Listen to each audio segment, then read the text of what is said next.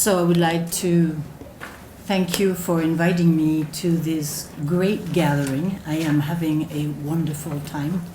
I particularly would like to thank Oli Goldwasser for being my partner in this adventure and bringing me here so we talk in front of you about our intense work in private in my dining room usually.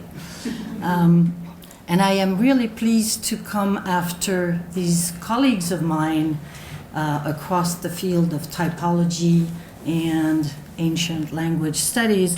So Martin already presented a lot of what I will say about concept in typology, and now you've seen several maps of walls, so we'll see some more. Walter, I noticed, had examples from oral language, oral type of languages. These are the languages I'm talking about, and you've seen already the glossing system, so I will go faster on my slide on that. And Stéphane now just basically said very elegantly what I wish I could have said about the relationship between philology and typology and linguistics. So my presentation is about fieldwork, really, modern approach to linguistic fieldwork applied to ancient Egyptian hieroglyphs, a big stepping. So I have three. Could I have some water? Sorry. I need that.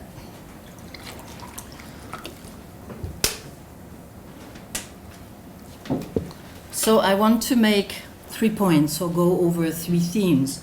One is the question of linguistic fieldwork, and it is my approach to linguistic fieldwork. I am very conscious of being a woman in this field and doing things a particular way that you will see doesn't resemble the preceding presentation. I assume it completely. Then I will talk my way about interaction between description and typology. And then I will explain or show you how I do fieldwork on Egyptian hieroglyphs through my informant, Oli Goldwasser. So about doing linguistic fieldwork, I want to take you on a little trip about what we are talking about in my world, where we are basically training linguistic fieldworkers. I work mostly in Latin America, personally in Central America, and I work more and more with endangered languages, which create problems in doing complexity of doing fieldwork. And I insist a lot on the type of face-to-face interaction with the speakers. So that is mostly what I want to talk to you about. So about linguistic diversity, first I want to insist that it's a question of languages and families. And if we talk about really diversity, we should go across families rather than just languages. So there are more than 6,000 languages in the world. Never mind the dialects. Those languages have dialects, okay? They're not dialects, they're languages with their own dialects. But there are more than, just to point out, there are more than 1,000 families, more than 1,000 languages in America. But what is not written in here is how many families you have in Latin America. So Africa is where there are the most languages. There are about 2,000 languages. So people say the great diversity of Africa.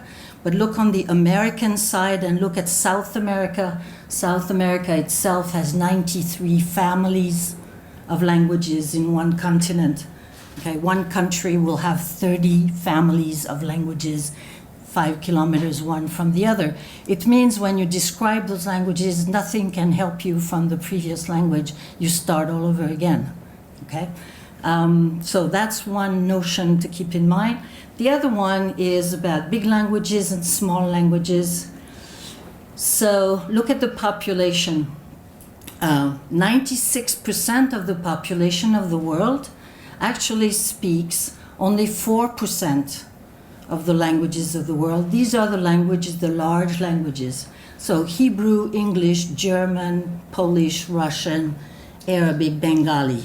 We can go like this, but we don't go many more than dozens out of the 6,000. So if we want to really know about the diversity of languages, we've got thousands of languages to go that we've never looked at. And those are a lot in Latin America, among other places. The other way around is that those languages, those small languages, 96% of the languages of the world represent only 4% of the population. Translate, we're talking about tribes of about 100 people, 300 people walking around in the Amazon, each one with one group with Chinese in their head, 10 kilometers away with Russian in their head, and 5 kilometers up the river with Bengali in their head, okay? So when we talk about diversity and the need to describe languages, I'm taking you to that part of the world that still has a lot of diversity we haven't seen. So here is my own experiences and where I talk from. I started in Guatemala in the 70s. I worked on Mayan language called Tlaxcaltec. In the meantime, it has changed spelling and name. Today it's called Popti, but then I used to be called Craig and I'm called Grinevald. So Grinevald writing about Popti is Craig writing about Tlaxcaltec. You just have, it's coded. It was a Mayan language when I was in the village in the 70s. They said, but it's not a language, it's a dialect. They say the same about Franco-Provençal near France, where they say it's patois and it doesn't have a grammar. It's an oral tradition language. There were about 15,000 speakers then. Today, and I wrote a grammar of it. It was the first grammar, modern grammar of an Amerindian language. And the topic was complex sentences, and I was at MIT. It was quite a tour de force to do this dissertation advised by generative grammarians of MIT and Harvard. Today, it turns out it's very endangered, and today it is supported by an academy. It's a whole story. So in 30 years, it went from being a minority language, dominant in the village, to now being a hidden language and almost lost.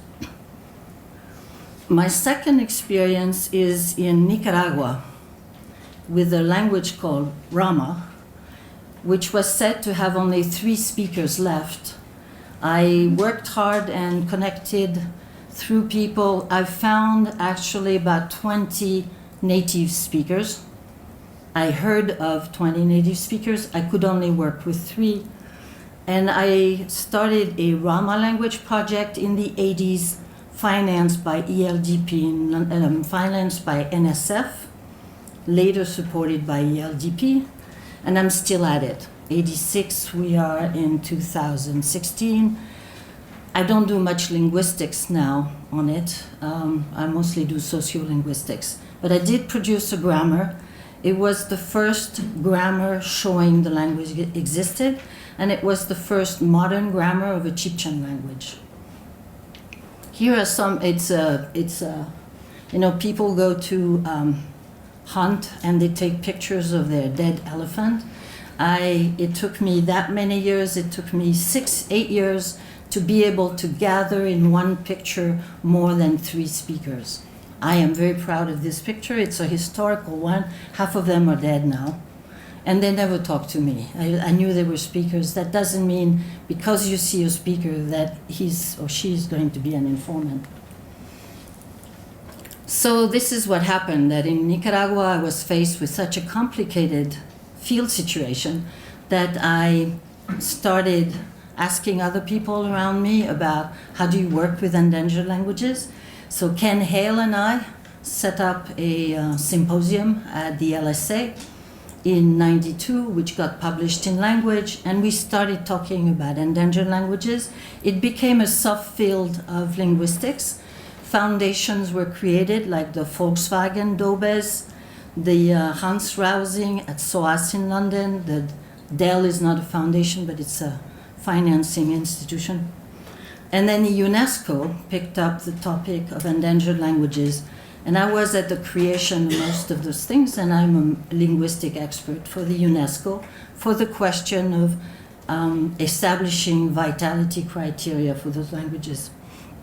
So what I want to say is that this has become a subfield of linguistics, and the subfield is how do you do description on those languages, and basically the goal is documenting those languages, so documentation, to creating the archives that you have in ancient languages. And because we are dealing with those populations, they usually ask us to work for them.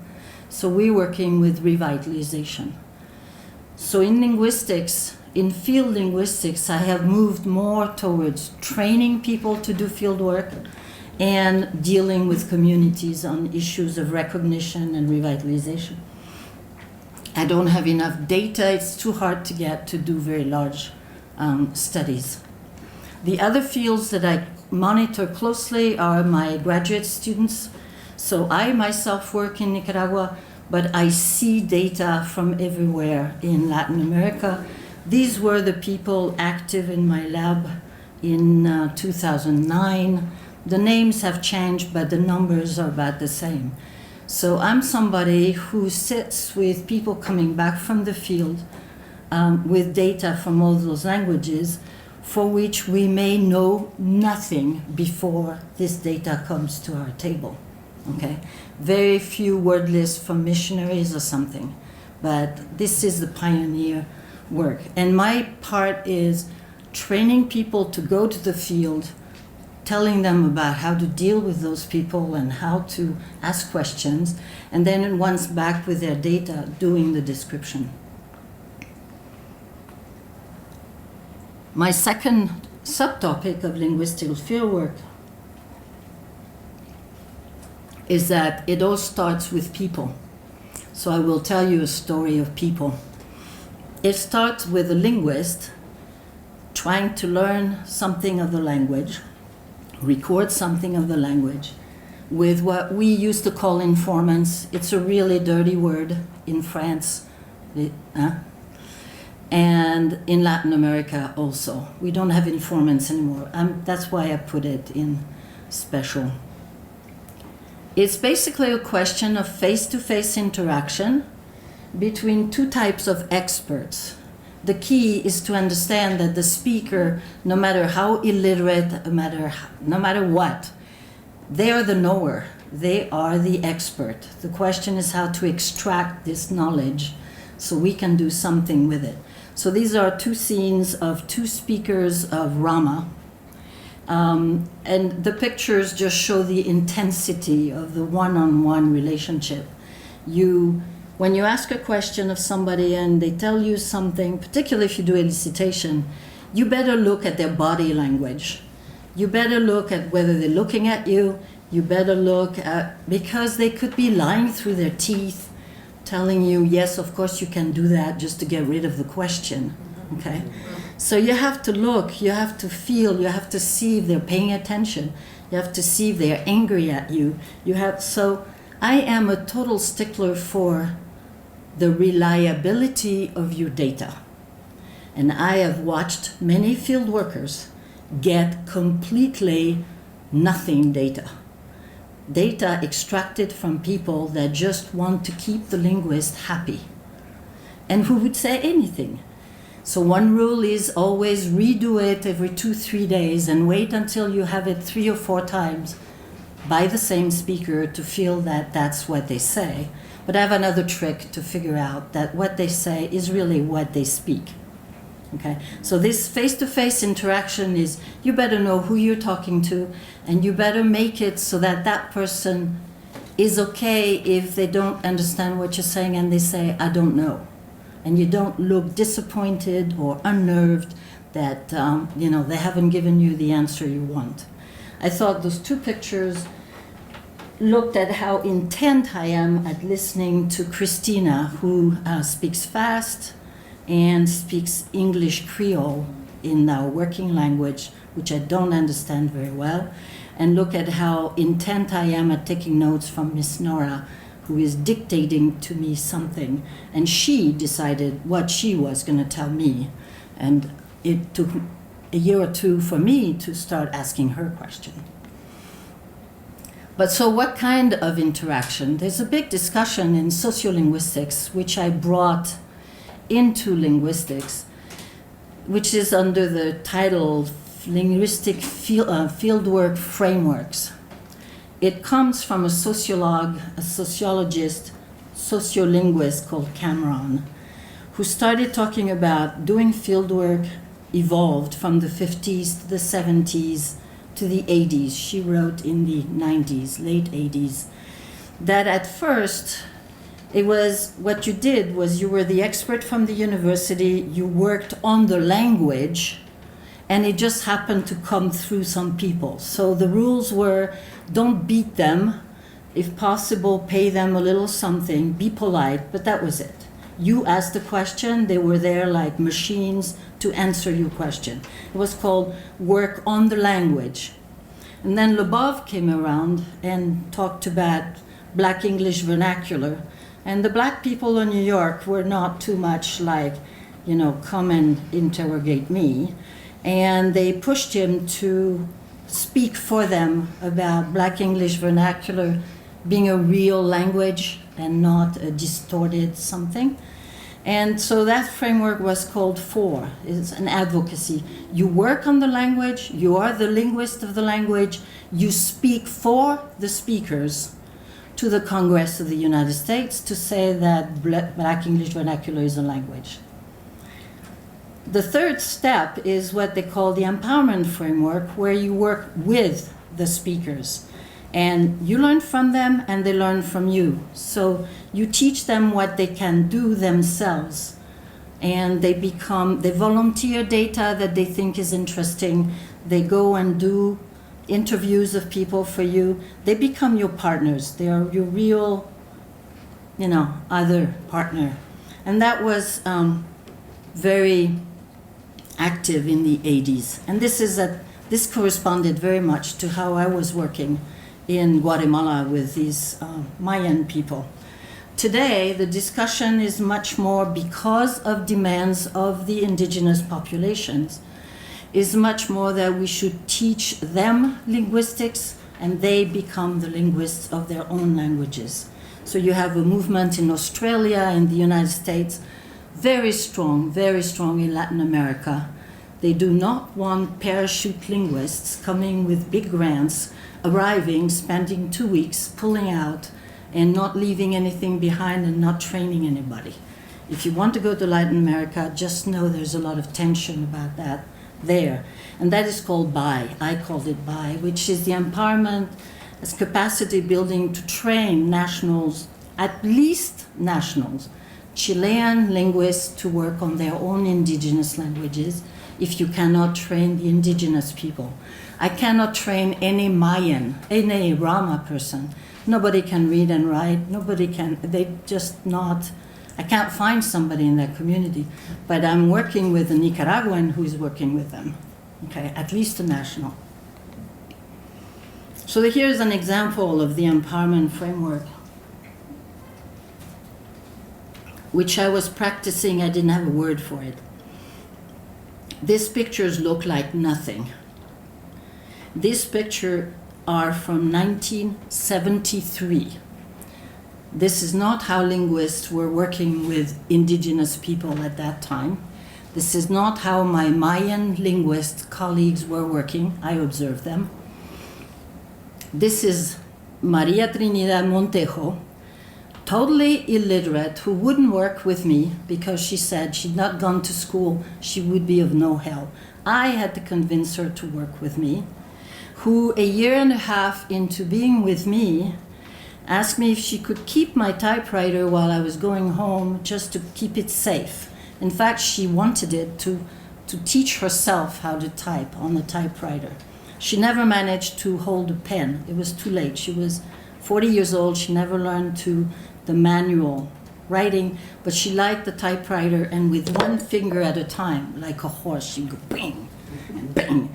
She spent a whole day typing one page, but it came out of her head into the typewriter, or she learned to use this is 70s, the Tenberg. She learned, she decided she was going to go tape monolingual speakers and transcribe them herself.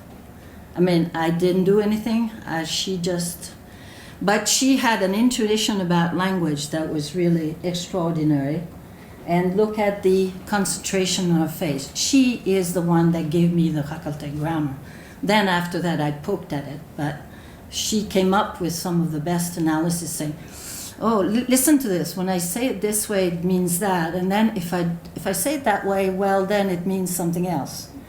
And in fact, she had found some phenomena in her head. She had no name for it. So that's what I mean empowerment, because I let her do it, and then we worked with what she was bringing me. When I went to Nicaragua, it became much more complicated because nobody was that sophisticated. The lady here is the woman by whom everything happened. She wasn't anymore a full fluent speaker. She was a rememberer. She was a speaker that spoke it young, did not speak it for 30 years, knew it was disappearing, knew people were hiding the language, and had this dream. She wanted to give it to somebody to be recorded so it wouldn't die forever. She had that dream. She worked with about 7 people before I did, but she grabbed anybody. She grabbed missionaries who didn't know how to do linguistics. She grabbed a geographer. She grabbed any white person that would arrive to the island. She tried to give them the language. When I started working with her, she realized I was a real linguist, and we really got together. She bossed me around the first years. She told me what she wanted to do, and I was her secretary and her transcriber. And then she realized she couldn't answer all my questions. She went to get her daughter-in-law, this lady. She literally grabbed her by the hair and brought her to me, saying, this one speaks it all the time and native. The problem with Christina is that she speaks fast. She's a terrible informant. She never slows down. She doesn't translate. She's impatient. She walks out the door. So it's like catching a tiger who just will tell you a story for 45 minutes, and then it takes a week for me to transcribe it with Miss Nora. But Miss Nora loved it because she was really getting to the language. So here we have a third person that's very important. Is the husband, is the son of Miss Nora, the husband of Christina. He was key because he brought her, and a few times she ran away and didn't want to come back. He brought her back because he wanted to see it happen. It turns out he was a passive speaker. Today, Miss Nora is dead. This lady is trying to teach it in school. She has no skill whatsoever, pedagogical, but that's fine. And he now is the teacher of Rama. So you just never know what will happen with time. So how do you do this kind of work of trying to do a grammar of one of those languages with those kinds of speakers? Well, first you do some linguistics, otherwise, of course, you can't get to it. And then you take field methods courses. You know, graduate school have field methods courses. I think there is some discussion here of field methods right now. In my area is morphology and syntax. I do not do much phonetics, phonology, nor semantics. I find semantics impossible to deal with because I have to go through translation. I don't know what I'm getting. Morphology I like because once I hear it, it's there. You know, I at least have the morpheme. Then I have to figure out what it means.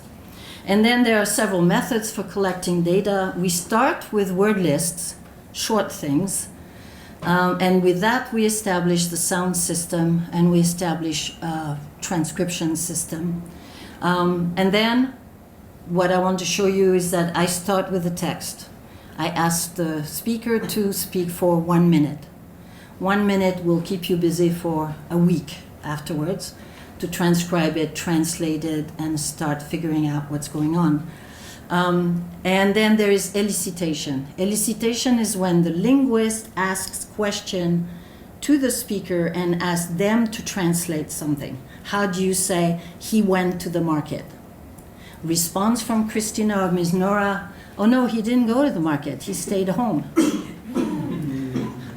So the elicitation is just not that easy to use, and you never know what you're getting on the other side.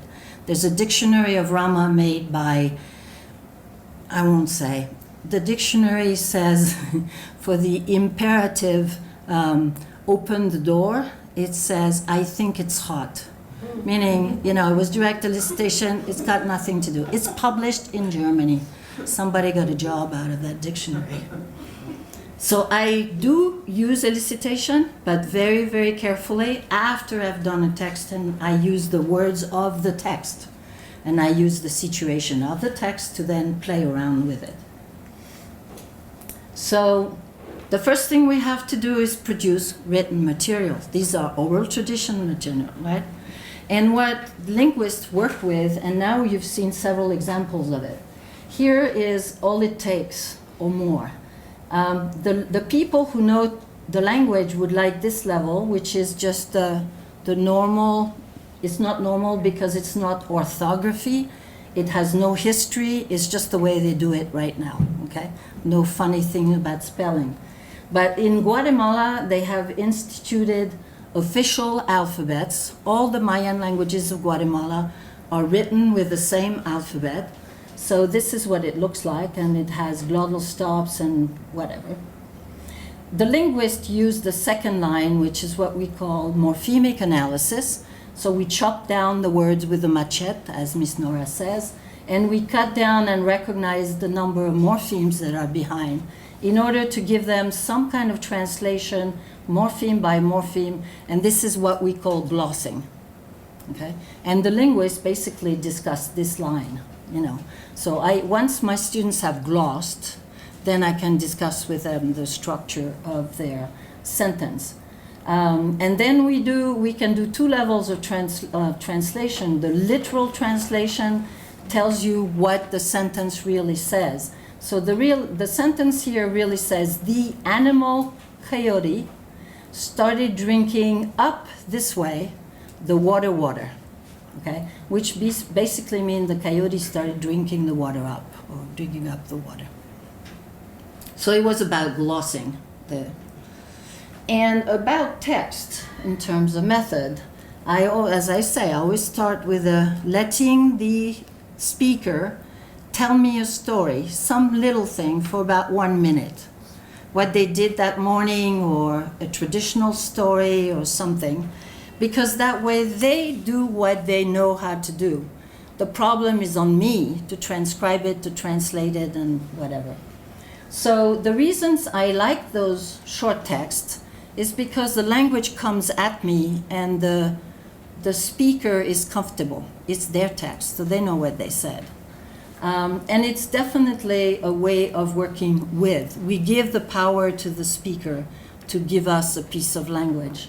I strongly believe it improves enormously the reliability of the data. Again, I am absolutely amazed at how typologists, I know they have sorted through the grammars and they try to select the grammars. But from being in the field, I can tell you that there is a lot of crap in many descriptions. That is not what the facts are if you have taken the time to double check. Again, the speakers are being paid for being your informant. They want to keep you happy. Okay? Remember that. And a lot of the time they don't understand what you're saying. They say something, you catch it, and you think it is what you wanted. What's interesting about a text is that in one page you can see basically what the grammar of the language is. Since the grammar is what structures the sentences in a fairly systematic way, if you have 10 sentences, you have the basics of the grammar. So you start with what the most common traits of the language. And if you're going to write something about a language that is not known at all, why don't you start with what is the most central to the language rather than study a very exotic little topic that is of interest to theoreticians out there without describing what the language is really about. In the 70s, there was a real big, 80s, tension about that. And the number 3 is that if you do it that way, you give the speaker the time to establish that they are your partner, that they have a say, that they know and you're trying to learn. I think it's really very important. So this is a case of, doesn't matter, you don't see the text, but this is the first text that was published about a language about which it was being said that it was dead, that it had only 3 old speakers. So it was to prove that some people still spoke the language. It was to show it was a real language.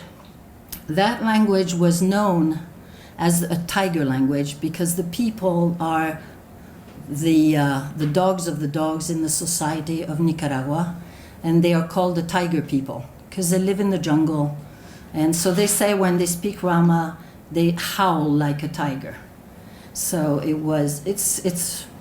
it's not much better when they say that Franco-Provençal is a patois that doesn't have grammar, right? It's still the same story. So this text was just to prove that the language was a real language. And this is what Miss Nora looks like when she tries to answer something or is trying to tell me something. She was a deep thinker. And here is some of the things that were very obvious from 2 lines Rama, that the word order was SOV, and therefore it had postpositions, and that the verb morphology was fairly complex, and that's where the grammar mostly was. No articles, no gender, no case marking, and prodrop, which meant that a sentence could be just a verb, okay, with the person marking. So this was about my way of doing fieldwork. So what about description and typology? What I want to say is how much today, and certainly in my school and with my graduate students, the grammars we write are typological grammars, meaning we go in with as much typology in our heads as possible as we do the description, and then we look at what the language could add to the knowledge of typology. And what's happening is that the field workers do talk to each other because we come up with phenomena we have no idea about. We have this morpheme we don't know. So the Tsafiki had a funny little verbal morpheme in Ecuador, and Scott Delancey said, oh, these are evidentials like in Nepal. And somebody had a funny little suffix on the verb in Bolivia, and they said, oh, this is associated motion like in Arentne in Australia. We talk to each other because we have these categories that we don't know how to name. So the whole story started with me working on Hakeltech classifiers, and this is just what they look like. They're all over the place. Every time you have a noun, there's a little word in front of it, which is of noun origins. So you cannot talk about an animal, coyote, without saying it's an animal. You cannot talk about the water without saying it's made of water. And it's everywhere in the text. So you can't avoid it. And I'll tell you, and it's not in the dissertation because at MIT they weren't interested. So the specifics of it is that it is what I called a noun classifier system. There was no reference to that in the literature. And it serves as like an article, and it provides the pronouns. It's not a numeral classifier, and I'm not sure people have woken up to that yet. No, it's not a numeral classifier system. And it provides interesting information, which is what Orly was interested in when she read the 86 paper I wrote. So I started trying to say that this system was not like numeral classifier system. Then I started going around the world looking at what there was around, and I made a little typology of the morphosyntactic system. Then later on, we heard from Australia that there were verb classifiers too, and South America. And today, I think the challenge comes from classifiers in sign languages and in other modalities. So the typology is just enlarging. I call it an evolving typology or working typology. It is fed by the new description, but the description help identify the systems at the same time. So what I want to say is that the noun classifiers are not the numeral classifiers, but WALS does not have a noun classifier because they're on a map, because there aren't enough description of them so far. And among the languages, so Rama and Hakaltek are in there in white because they don't have it. I work within a functional typological approach. I will skip that, it's not time. And the verb classifiers, I brought examples for you in case you want to come back to it. But that was the proof that there were classifiers of verbs coming out at about 2000, okay? Much later than the first work. So then how did I work with Orly? The encounter happened in Lyon in 2006. After she discovered that Grinevald was Craig, after she'd read the 86 book and then and she basically came and face to face we started talking. So it was two worlds coming together, and we've been working for 10 years on and off, but mostly in my dining room in Lyon. And it is field work, it's face to face. She has all the knowledge, I'm the typologist. I poke at her and I ask her to give me things. And I won't tell you how unnerved she was at first. So I asked her to choose a text, to give me a text. That's what I will show you. And I'll show you how we analyzed it. The idea was she brought me the hypothesis that determiners were classifiers. And after having read the Hakaltek description, she thought they were like the Hakaltek. And then it turned out they're just like the Hakaltek. So when I would say to her, oh, and don't you have this and don't you have that, she would get mad at me and say, well, yes, how do you know it? And I'd say, well, you said you hadn't looked at the determinant. No, I never looked at determiners. So we've had this dialogue across discipline. So this is the text that... No, this is not. Okay, sorry. That wasn't the text? No. Oops, sorry. We didn't double check. So this is a transcription of the text that we worked on. And this is what I asked Orly to do. First, yeah, it's a piece of it. I asked her to choose a text. That was her question.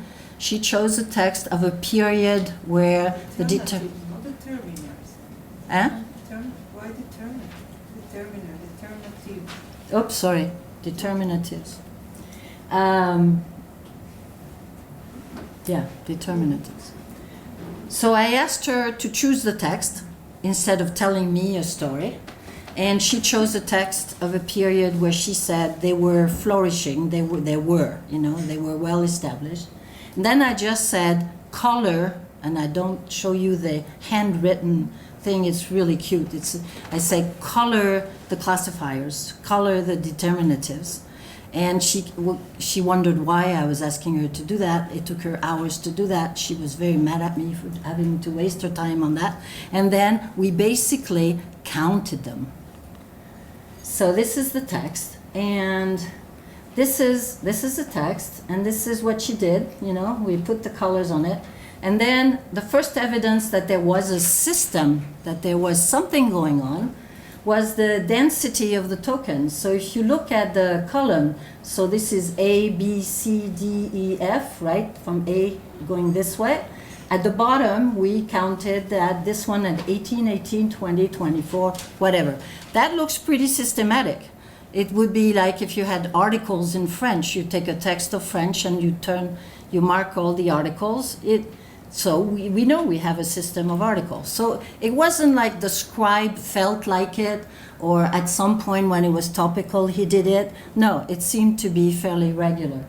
And so the total tokens where we had 266 to play with in one page, okay, in one text. And then we looked at the distribution. The maximum was 29, the minimum was 12, average 22. That was, and where we had less, we found the explanation. Either the text was not clear, like here, there was no text, or it was things that were grammaticalized and did not take classifiers. Okay. So this is the exercise we did. Then I asked her if she could recognize those determinatives. Again, it was her job for a few more hours or days. And she took the gardener's list and she marked all the ones that were in that one page of text, chosen, without knowing what determinatives were in there. And out of the 90 on the list of gardener, in that one text we had 52. So this seemed to be a good text that seemed to represent what determinatives were. And on top of these 52, she noted 15 that were not in the list. Okay? So what did we have? To me, it was like we had a robust system. It was there. It was fairly regular. That sounds like grammar, right? It was fairly regular, and it was varied. It had, 52 different ones. So that was classification of some sort, because it identified that many. Here are the most frequent ones. So the one that means nothing, basically, the abstract one. And then it talked about the sun and shining, and it talks about walking in a house and a piece of land. And the text was pretty much about that. So it told you about the major topics of the text, à la Guvon, text count. And interestingly enough, when we looked at the inventories, these are not necessarily from the text, but it's another slide. But we found definitely noun classifiers, which was what I had discovered in Hakeltek. But we saw that there were verb classifiers, like the Australian ones of the year 2000 there. And then we also she saw and told me that there were some that were sort of ambivalent noun-verb. They could go either way. Basically, it's a root system. Well, we had never seen a system like that. So that brought some new material for the typology.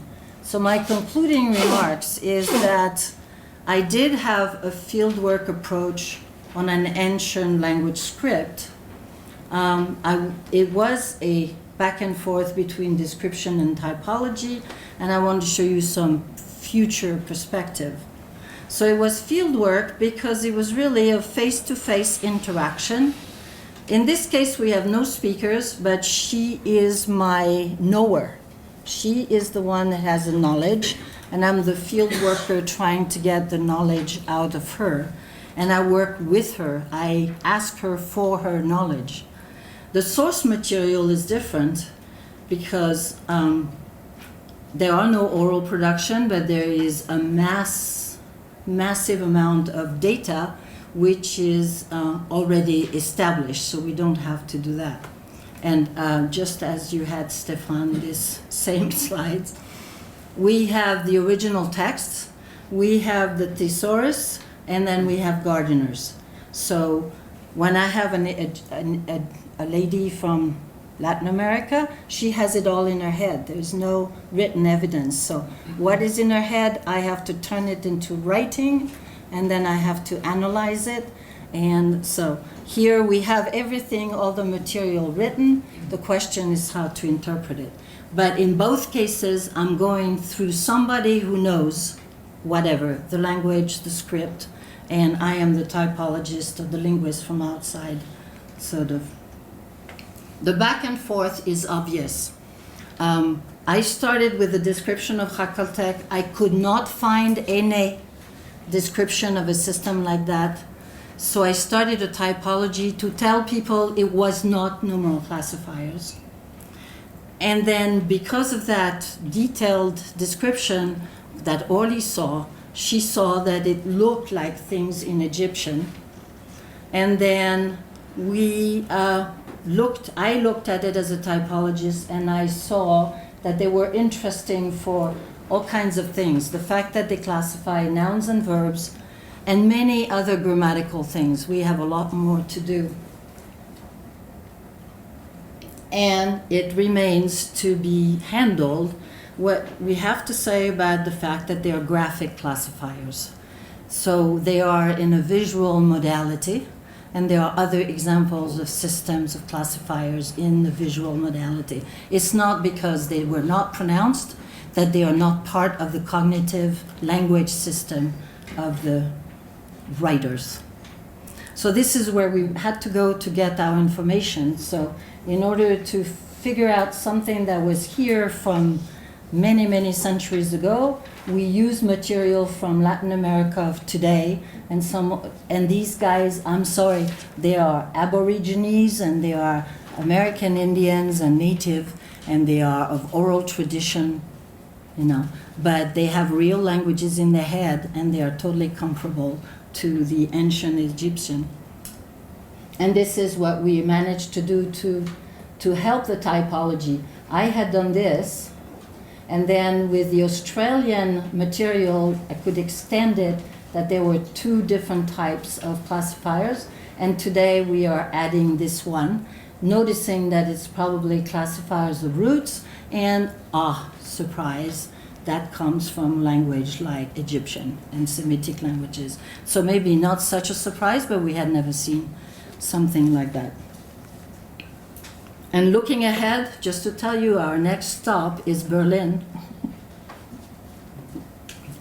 I work on sign language with a specialist of classifiers in sign language who comes to Lyon and signs in front of me. And it's a visual kind of system. So we've already started talking about visual classifiers as part of language.